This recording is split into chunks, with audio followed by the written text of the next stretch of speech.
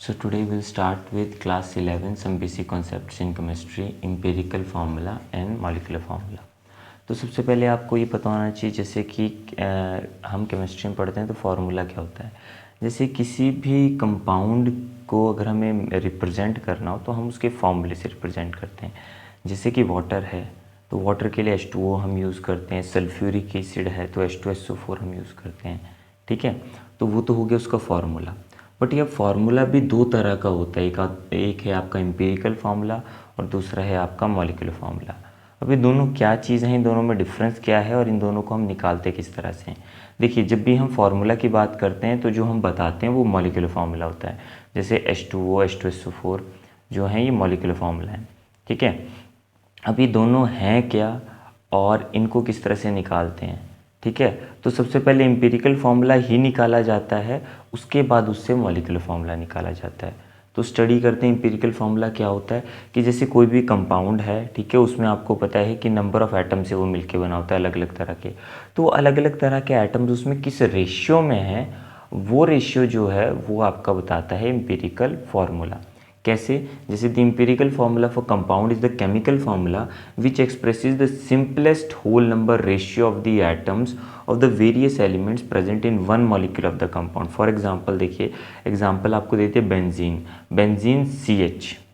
But आप बोलेंगे कि बेंजीन के लिए तो C6H6 हम यूज़ करते हैं, तो CH मीन्स, तो बेसिकली यहाँ पर ये फार्मूला, एम्पिरिकल फार्मूला यही बताता है कि हर एक कार्बन एटम के लिए एक हाइड्रोजन एटम है, ठीक है। वो नंबर नहीं बताता उनका, बस उनका रेशियो बताता है, और वो भी simplest whole number ratio.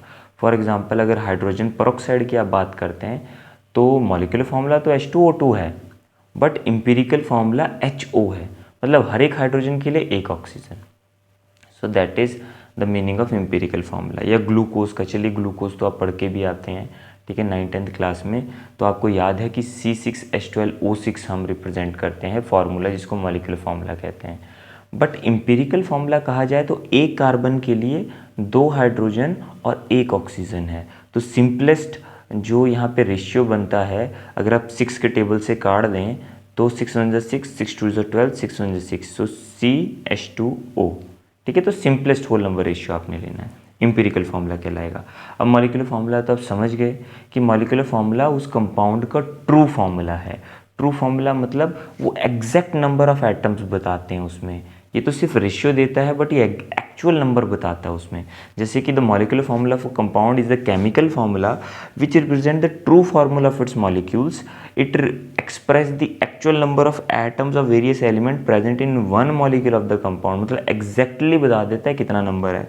For example अभी ऊपर तो आपने बेंजीन का एम्पिरिकल फार्मूला CH पढ़ा, बट मॉलिक्यूलर फार्मूला होता है इसका C6H6, मतलब 6 कार्बन के एटम हैं और 6 हाइड्रोजन के हैं, तो एग्जैक्ट नंबर बता दिया, ठीक है। उसके बाद आते हैं हम हाइड्रोजन पेरोक्साइड पे। तो इसका मॉलिक्यूलर फार्मूला है H2O2, यानी 2 हाइड्रोजन के एटम हैं तो 2 ऑक्सीजन के, तो एग्जैक्ट फार्मूला आपको बता दिया।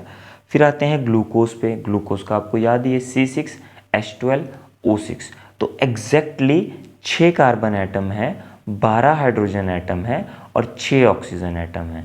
So that is the empirical and molecular formula. So now comes the numerical problem on the calculation of empirical formula. देखिए numerical है, an inorganic salt gave the following percentage composition of sodium. Sodium है 29.11%, sulphur है 40.51% and oxygen है 30.38%। तो मतलब salt में अगर आपको परसेंटेज कंपोजिशन दी हुई है हर एक एलिमेंट की, तो वहाँ से उसका एम्पिरिकल फार्मूला किस तरह से बनाना है वो देखिए।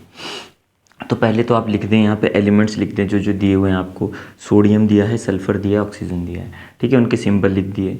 उसके बाद उनके जो भी आपको परसेंटेज कंपोजिशन दी हुई है वो लिख दिया आपने। जैसे सोडियम का आपको दिया हुआ 29.11, सल्फ़र का 40.51 एंड ऑक्सीजन का 30.38। उसके बाद आपको एटॉमिक मास लिखने हैं इन सभी एलिमेंट्स के। जैसे सोडियम का 23 होता है, सल्फ़र का ऑक्सीजन से दुगना ही होता है, ऑक्सीजन का 16 होता है और सल्फ़र का 32 होता है, ठीक है। उसके बाद what you have to do, you have to take the ratio, मतलब मोल्स निकालने हैं आपको। तो अगर आप परसेंटेज ऑफ एलिमेंट और एटॉमिक मास का रेशियो ले लेंगे तो आपको एक तरह से मोल मिल जाएंगे, नंबर ऑफ ठीक है। तो ऊपर आपने जो पहले लिखा है वो ऊपर आएगा, यानी परसेंटेज ऑफ एलिमेंट ऊपर, नीचे divide by the atomic mass of the element.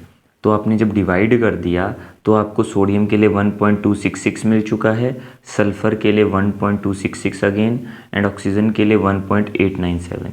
तो आपको ये हल्का सा आइडिया दे देगा कि एक्चुअल में हर एक एलिमेंट के नंबर ऑफ मोल्स कितने हैं वहाँ पे। फिर वहाँ से आप क्या निकाल सकते हैं, वहाँ से आप इसमें जो है वो आप सिंपलेस्ट मोलर रेशियो बना लें इसका। अब सिंपलेस्ट का मतलब क्या है कि देखिए ये तीनों नंबर जो आए ये डेसिमल नंबर्स हैं। अगर मुझे इनको सिंपल करना हो तो देखो दो एक जैसे हैं, 1.266 अगर मैं 1.266 से डिवाइड कर देता हूँ तो ये भी 1 बन जाएगा, ये भी 1 बन जाएगा, ठीक है। और इसका आपको डिवाइड करके मिल जाएगा 1.5, ठीक है। तो एक बार एक मतलब आपने एक रफली एक सिंपलेस्ट मोलर रेशियो बना लिया, ठीक है। बट अब वो मोलर रेशियो जो है वो होल नंबर में नहीं है, हमें तो होल नंबर में बनाना है, तभी एम्पिरिकल फॉर्मूला आएगा। तो इसको फर्दर होल नंबर में कन्वर्ट करने के लिए अगर मैं यहाँ पर 2 से मल्टीप्लाई कर दूँ, क्योंकि 1 और 1 तो पहले ही होल नंबर है, 1.5 नहीं है। तो 1.5 को होल नंबर बनाने के लिए जो सबसे छोटे नंबर से मुझे मल्टीप्लाई करना है तो वो है 2, ठीक है, तभी 3 बनेगा ये। तो 2 से मल्टीप्लाई किया, सबको करना पड़ेगा फिर, तो 1 को करूँगा तो वो 2 बन जाएगा, ये भी 2 बन जाएगा, और 1.5 3 बन जाएगा। तो सबसे simplest whole number molar ratio मेरे पास आ जाएगा 2 to 3। तो वैसे ही यहाँ पर जो आपका कंपाउंड है उसका एम्पिरिकल फार्मूला होगा Na2 है, ठीक है, और सल्फ़र 2 है, और ऑक्सीजन 3 है। So we'll start with the next numerical, that is 2.38 grams of uranium was heated strongly in a current of air. The resulting oxide weighed 2.806 gram. Determine the empirical formula of the oxide. Atomic mass of uranium is 238 and that of the oxygen is 16. अब यहाँ पर क्या दिया हुआ है देखिए, आपको uranium दिया हुआ है, यूरेनियम ऑक्साइड के बारे में बताया हुआ है, और यूरेनियम और ऑक्सीजन के बारे में उनका एटॉमिक मास दिया हुआ है। तो यानी यूरेनियम ऑक्साइड हमें बनाना होगा, यूरेनियम ऑक्साइड का ही हमें मतलब एम्पिरिकल फार्मूला निकालना है।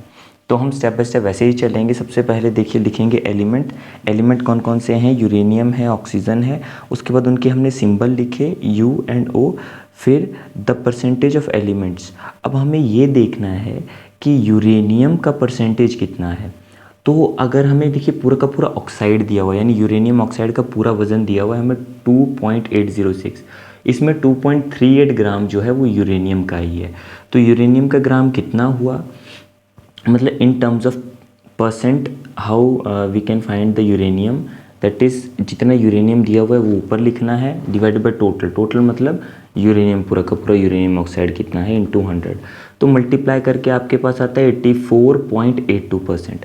अब आपको इसके बाद परसेंट ऑफ यूरेनियम निकालने के बाद आपको ऑक्सीजन का परसेंट निकालना है, जिसके दो मेथड हैं। या तो जैसे आपने यूरेनियम का जो यहाँ पर मास लिया था वैसे ही आप क्या कर सकते हैं, वेट लिया था वैसे ही आप यहाँ पर इसकी जगह पर ऑक्सीजन का अगर वेट ले लें, वो कैसे लेंगे, इसमें से इसको माइनस करके और इनटू 100 करेंगे तब भी वही आंसर आएगा जितना आप, अगर आपको पता है कि 84.82% is uranium, then rest is oxygen, क्योंकि उसके अलावा कोई और एलिमेंट है नहीं वहाँ पे। तो आप डायरेक्टली 100 में से भी माइनस करके आप निकाल सकते हैं। So here we get 15.18%। तो दोनों हमने यहाँ पर लिख दिया। यूरेनियम कितना है आपका, यूरेनियम ऑक्साइड में 84.82% एंड ऑक्सीजन इज़ 15.18%। इसके बाद एटॉमिक मास, तो जो हमें ब्रैकेट में दिया हुआ है एटॉमिक मास हमने यूरेनियम का लिख दिया 238, ऑक्सीजन का लिख दिया 16। अब आपको पता है मोल्स निकालने हैं, तो मोल्स जैसे लास्ट क्वेश्चन में आपने निकाले थे, this divided by this and this divided by this, so you will get 0.3562 moles of uranium and 0.94875 moles of oxygen। उसके बाद इनका सिंपलेस्ट मोलर रेशियो बनाया, यानी इनको देखिए इन दोनों में से छोटा नंबर कौन सा है, ये वाला, तो इन दोनों को इसी नंबर से डिवाइड कर दिया। तो यहाँ पर सिंपलेस्ट मोलर रेशियो तो बन चुका है, that is 1/2.666। So but since it is also not in the simplest whole number, ratio, तो होल नंबर रेशियो बनाने के लिए आपने 3 से मल्टीप्लाई किया, तो दोनों को जब 3 से मल्टीप्लाई किया तो ऊपर वाला नंबर 3 बन गया और नीचे वाला नंबर 8 बन गया अप्रॉक्सीमेटली। सो आपने यहाँ पर U3O8 यानी यूरेनियम के, आपके हर एक यूरेनियम के 3 एटम्स के लिए आपके ऑक्सीजन के 8 एटम्स हैं वहाँ पे, तो आपने ये एम्पिरिकल फार्मूला बना दिया।